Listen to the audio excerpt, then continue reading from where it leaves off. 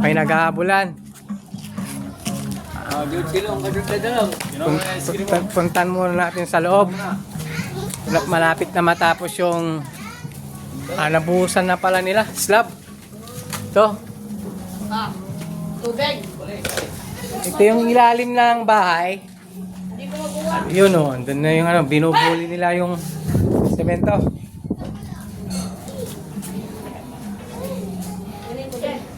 Pala yung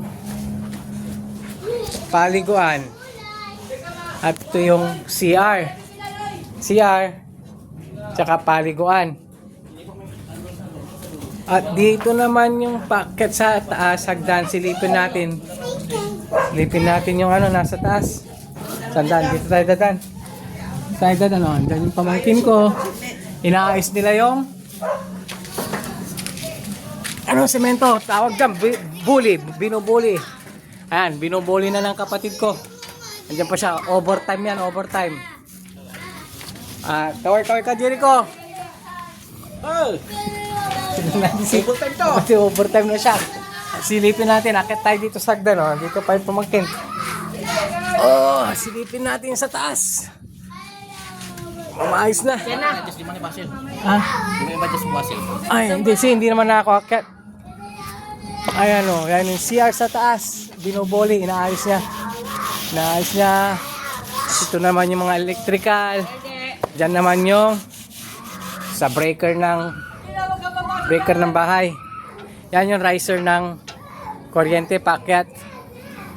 At ito yung flooring ng second floor.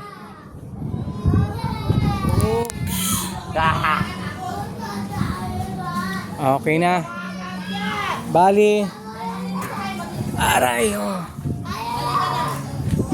Yan, maluwang din. 2 kwarto dito sa taas.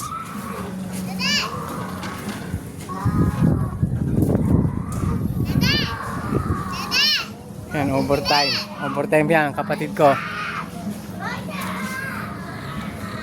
Dapat ko 3 minutes. Mabayag nun eh. Video lang natin ito. Dito naman, itong singaw na ito, magmula dyan sa baba, papunta dito yung landing ng hagdan. Landing ng hagdan ito, pababa, papunta doon.